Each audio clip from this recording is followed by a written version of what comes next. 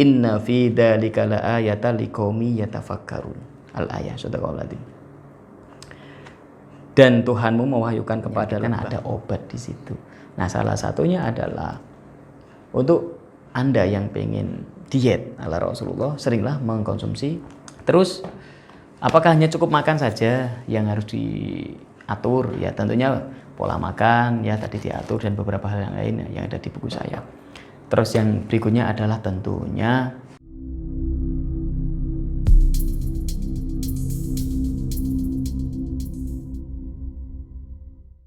Oke, sebelum Anda menonton video saya, jangan lupa untuk subscribe ya. Dan juga nyalakan lonceng notifikasinya. Dan apabila video saya ini bermanfaat bagi Anda, silakan bisa di-share. Dan jangan lupa juga like and comment. Sukses untuk Anda. Ya, Assalamualaikum warahmatullahi wabarakatuh. Salam berkah untuk kita semua. Oke, buku yang kedua dari saya adalah Diet Sehat ala Rasulullah Sallallahu Alaihi Wasallam. Nah ini lama tidak saya review. Beberapa tamu saya atau murid saya sudah punya buku ini. Bagi Anda yang tertarik, Anda bisa pesan. Ini salah satu isi di buku ini saya akan sampaikan diet ala Rasulullah. Oke. Nah, di buku ini ada pola yang perlu dijaga kalau ingin diet mencontohkan Nabi Muhammad SAW, yaitu pola makan. Disampaikan yang pertama adalah Rasulullah sering mengkonsumsi makanan madu, ya. Nah, karena madu ini sangat bagus untuk kesehatan kita. Disampaikan di ayat Al-Qur'an, Bismillahirrahmanirrahim. Wa auha rabbuka ilan nahli anittakhidhi minal jibali buyutan wa minas syajari wa mimma ya'risun. Summa kuli min kulli samarati fasluki subula rabbika dulala yahruju min butuniha syarabun muhtalifun alwanuhu fi shifa ulin nas inna fi dzalika laayatan liqaumi yatafakkarun. Al-ayah, sadaqallahul adzim. Dan Tuhanmu mewahyukan kepada lebah, buatlah sarang-sarang di bukit-bukit, di pohon-pohon kayu, dan di tempat-tempat yang dibuat manusia. Kemudian makanlah dari tiap-tiap macam buah-buahan dan tempuhlah jalan Tuhanmu yang telah dimudahkan bagimu. Dari perut lebah itu keluar minuman madu yang bermacam-macam warnanya. Di dalamnya terdapat obat yang menyembuhkan bagi manusia. Masya Allah. Sesungguhnya yang demikian itu benar-benar terdapat tanda kebesaran Allah bagi yang mau berpikir atau tafakarun, memikirkannya. Ya, di Quran sudah disebutkan, Masya Allah, ya. Hadis banyak sekali. Jadi kita tahu sendiri, madu itu terbuat dari mana? Hewan lebah yang mengkonsumsi buah-buahan. Subhanallah, yang dimakan buah-buahan, ya, dan sari-sari makanan yang sehat. Terus dibuatlah madu oleh para tawon-tawon lebah itu. Sehingga yang dikonsumsi aja menyehatkan, produksinya pun menyehatkan. Dan difirmankan dalam Al-Quran bahwa madu juga bagian dari penyembuhan berbagai penyakit, karena ada obat di situ. Nah, salah satunya adalah untuk Anda yang pengen diet ala Rasulullah, seringlah mengkonsumsi madu yang murni, ya, yang murni dari lebah asli yang murni. Kenapa? Karena orang-orang yang, mohon maaf, berat badannya terlalu tinggi atau gemuk, kadang mempunyai berbagai penyakit gitu, ya, misalkan lemaknya berlebihan dan lain sebagainya. Ya, lemak itu juga problem kan. Nah, kalau dikasih madu lebah asli, ya, Anda mengkonsumsi madu yang dari lebah asli, yang lebah ini memang di alam mengkonsumsi buah-buahan dan sari-sari bunga-bunga, itu akan sangat bagus untuk kesehatan kita, sehingga lemak jenuh atau lemak-lemak tubuh yang ada di dalam diri Anda akan teratasi. Karena apa? Madu itu mengembalikan stimulan kesehatan tubuh gitu, sehingga pola makan Anda pun akan terjaga.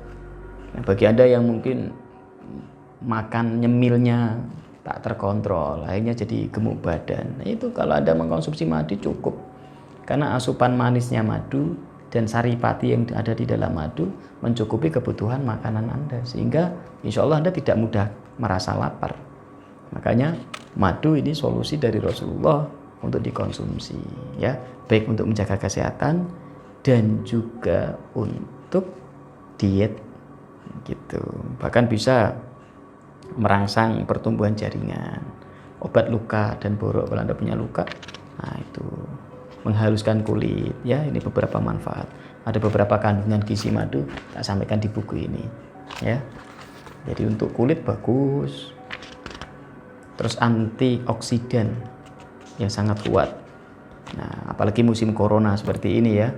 Tentunya kekebalan tubuh sangat diharapkan. Salah satunya konsumsilah madu murni, ya, luar biasa. Menurunkan glukosa dan kolesterol darah. Meringankan penyakit pernafasan. Banyak sekali manfaat-manfaat ada di buku ini. Nanti bisa dibaca sendiri. Bagi yang minat ini hanya saya bacakan beberapa. Sehingga sunatullah di Indonesia banyak sekali madu. Biayanya juga murah, tidak terlalu mahal, yang asli, ya. Dan itu adalah sunnah Rasul. Ayo kita sering mengkonsumsi madu. Yang kedua adalah makanan apa yang disunahkan, kurma. Ya. Ya, walaupun di sini nggak ada pohon kurma, tapi alhamdulillah di Indonesia banyak yang menjual kurma. Kenapa? Karena banyak yang ekspor impor, ya, diekspor dari Arab Saudi. Nah, kurma adalah makanan kesukaan Rasulullah, ya, dan kita bisa dapatkan itu. Kenapa? Karena memang kurma ini sangat bagus untuk kesehatan, seperti layaknya madu, ya. Ini ada beberapa yang di hadis yang disampaikan, makan 7 buah kurma dapat menangkal racun dan sihir. Jadi kalau Anda merasa kena sihir atau merasa hidupnya kacau, atau Anda merasa bahwa punya penyakit yang aneh, kena racun, setiap hari makan 7 kurma, ya, 7 butir kurma. Dihitung betul, memang 7 butir.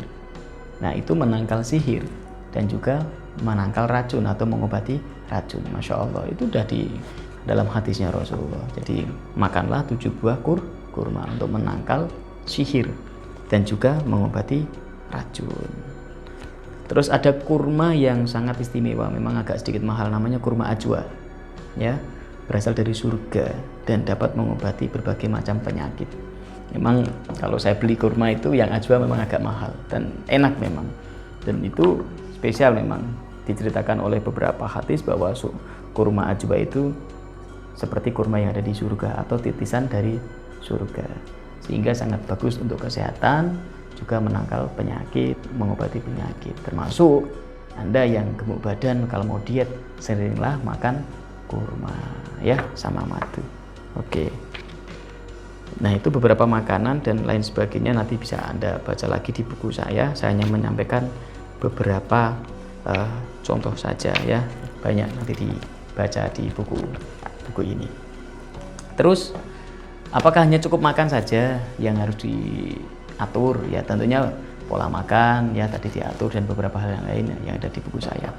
Terus yang berikutnya adalah tentunya latih hati yang happy, yang bahagia, dan bersyukur kepada Allah. Kendalikan nafsu Anda. Kebanyakan saya perhatikan orang-orang yang gemuk badan, nafsu makannya meningkat, ya, karena terbiasa meladeni nafsu makan, jadi nggak kontrol. Ayo dilatih. Makanya kenapa ada yang namanya puasa sunnah, ada yang namanya puasa wajib. Puasa wajib Ramadan alhamdulillah sudah lewat, kita lalui. Itu juga latihan dari mengendalikan kontrol nafsu makan dan nafsu syahwat. Yang kedua ada sunnah Rasul, itu puasa Senin Kemis. Ada puasa pertengahan bulan dan lain sebagainya. Sehingga Anda bisa melakukan puasa-puasa sunnah dan puasa-puasa wajib. Itu juga latihan mengkontrol nafsu makan dan mengontrol nafsu. Sehingga kalau Anda sering berpuasa, Anda akan terlatih. Insya Allah akan sehat. Itu. Gemuk badan Anda akan terkontrol. Kenapa? Karena dalam orang berpuasa itu bisa mengendalikan beberapa elemen dalam tubuh. yaitu elemen makanan dalam perut, elemen udara oksigen yang ada dalam tubuh kita, dan elemen air, sehingga bisa terkontrol. Kalau tidak seperti itu, Anda tidak bisa ngontrol makan, Anda tidak bisa ngontrol pola hidupnya, ya jangan salahkan Allah, salahkan diri Anda. Diberi kenikmatan tetapi tidak mau merubah diri Anda untuk lebih baik. Saya ulangi, diri Anda itu lebih penting. Ya, diri Anda itu lebih penting. Ayo disyukuri, dijaga dengan baik. Pola makan dijaga, pola tidur dijaga, ya, kesehatannya dijaga. Ya, salah satunya adalah tadi makan makanan yang disunahkan Rasul dan juga melakukan sunnah Rasulullah. Salah satunya adalah puasa sunnah. Gitu. Semoga bermanfaat dari saya. Saya doakan Anda selalu sehat, ya. Semoga dirahmati Allah. Assalamualaikum warahmatullahi wabarakatuh.